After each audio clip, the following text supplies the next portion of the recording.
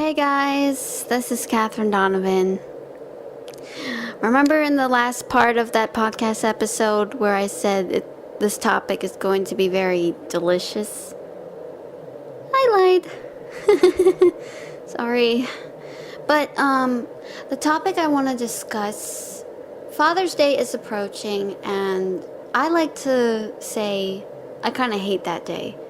And you people must be wondering, you're supposed to be supporting your father on Father's Day. Well, excuse me, my father is a childish, abusive, manipulative, controlling, lying bastard. And I don't celebrate Father's Day anymore because of him. And I have a lot of bad memories. And I'm not trying to bring you guys down, but if you ever had suffered an abusive father in your life and he left more than just his words, but a lot of painful memories, then you would finally understand this whole ordeal, right? Right? But anyway, alright, even though Father's Day is coming up, and I really don't like to talk about my dad, but I thought maybe I would share a few memories. Just some. Now, I'm not trying to put you down, but maybe this will make me feel a little better because I've been remembering them and I really hate it. This first memory, I have a lot of memories of him getting angry. I remember if I ever ticked off my dad, he would get angry, get up in my face, and man, when he gets angry, I get really scared. And he said it with his teeth clenched, saying, "If you ever do that again, I will smack you." Just in that scary voice that just made me a little scared. And he would yell at me, spank me on my bottom to get me upstairs, and also hurt me so much. But that memory was forgotten for some time. I'm trying to forget about it because but this memory is something I remember. I remember I was just happy one time. I walk into the room and my happiness faded when I saw Mom crying. And I went over to her and I'm like, "Mom, what's the matter?" And I don't remember how old I was, but I was recalled through that memory of being around 7 or 8 years old. I was like, "Mom, are you okay? What's wrong? Why are you crying?" And my dad told me something that I would never forget. He says, "It's because of you and Dylan always fighting. It's because of your fighting caused Mom's miscarriage." And that really devastated me. And years later, I told my mom this. And when she heard about it, she was just shocked. And she was like, "Oh my God, I never knew he was that bad. He was really terrible." I was like, "Is it really our fault that we caused your miscarriage?" And my mom was like, "No, these things happen. It's never your fault." That's what she told me. But I always thought maybe it was my fault. Maybe it was. But I don't think so. Anyway. Another memory was the Santa Claus incident. Oh man. If you guys still believe in Santa Claus, please leave now. Just please leave now. But if you're curious, okay, I really don't want to ruin your belief in Santa. I really, really don't. I really don't want to make you guys get angry at me for what I'm going to tell you. But this is my side of the story. And all of a sudden, I didn't believe in Santa anymore. But I'm not making that same mistake with my own children.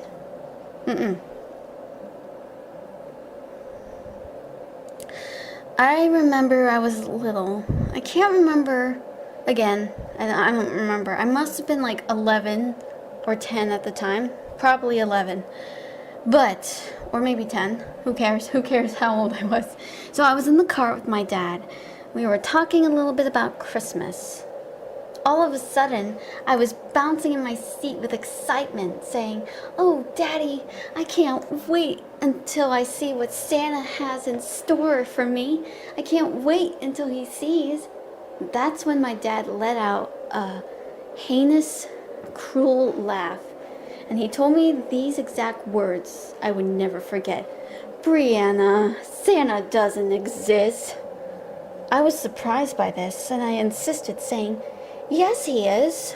And he's like, "No, he's not." I'm like, "Yes, he is. He does exist." And he tells me, "Santa doesn't exist. Those people who have left you presents are me and your mom."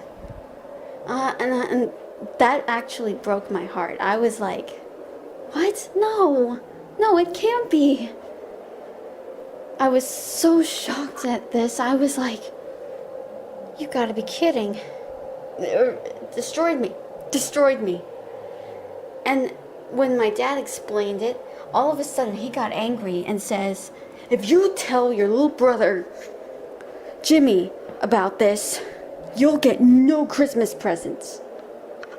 I was obedient, and I shut up.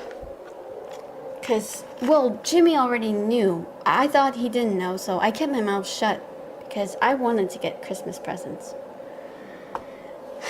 And that was Dad's way of shutting me up, manipulating me, that sort of thing. But I was just... so, yeah, Dad, thanks a lot for telling me the truth about Santa. Asshole. Sorry. Man.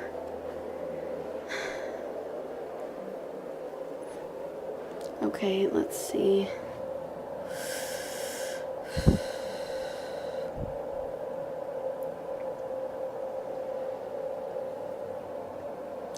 And this one, I'm never gonna forget it. And I think I mentioned this before in one of my podcast videos. In some of my videos, but not a lot, because I don't want to drive you people crazy with the story. But it's something that stayed with me for a long, long time. And I used to be quite a chubby girl. It was because of some medication I took to help me sleep and to control my behavioral issues.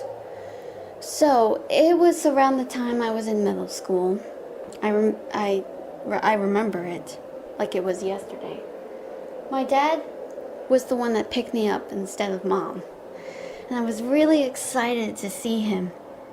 And on that other note, even though I was starving, I mean, the medication made me hungry excessively. I was starving like all the time. I'm not kidding. It was crazy. All of a sudden, my dad brings me these fries, and I am just so grateful. And I'm like scarfing on them because, the medication makes you hungry and it makes you eat fast.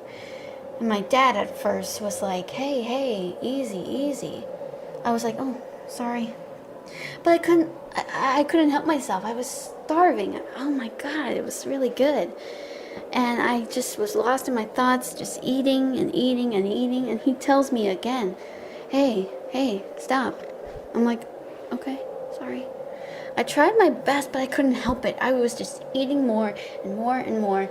And then my dad had to go and say these exact words to me. "Stop stuffing your fat face," he says. And I'm like, "What did you just say?" I didn't say it, but my face was like, "What?"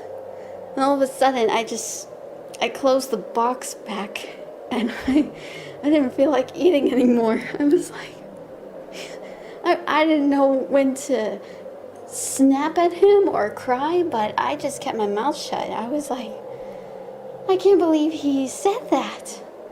I can't believe he said that to me."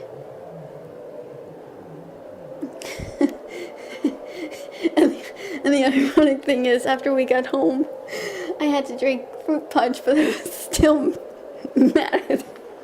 And he's like, "Oh, you're glaring at me? Oh, go to your room." I'm like, "Really? You called me a fat face? And now you're just accusing me of glaring at you? Have you forgotten?" I was like, oh my God, he's really out there.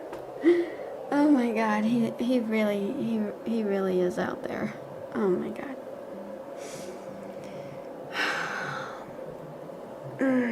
And then, yeah, there's more. There is freaking more. December 2012. I'm never gonna forget it.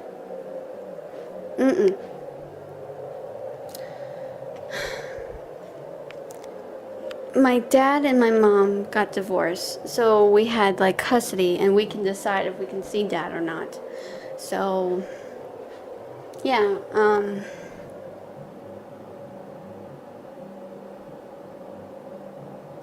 so I was like, okay, going to Christmas, that'll be fine. That'll be cool. Seeing the relatives, that'll be great. Did not end up as planned. No. Something went distinctly wrong. He said he was going to pick me up at the exact time, and I was like, okay, cool. Then he calls again and says that he's going to pick me up at a different date because the cousins aren't here. But I'm like, oh, that's okay. It doesn't matter. But he sounded very somber, and he was quiet. And I was like, Merry Christmas. I said in my best cheerful voice, but he says back, Merry Christmas. I was like, oh God, something is definitely wrong. Something is really, really wrong. I just knew it. I should have just told him, you don't have to pick me up. I don't feel like coming. But no, I decided to be a good person and go into the relative.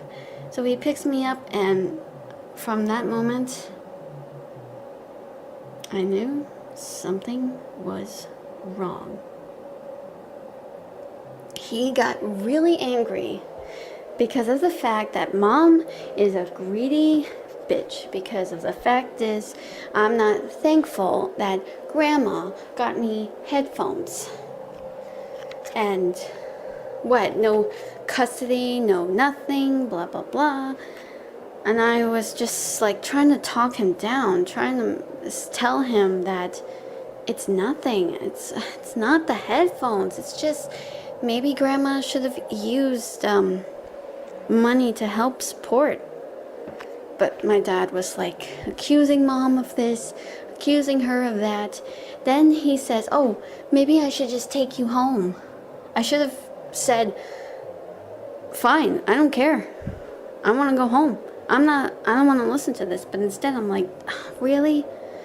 I mean, part of me was like, okay. But the other part was like, you drove all the way here and now you want to take me home?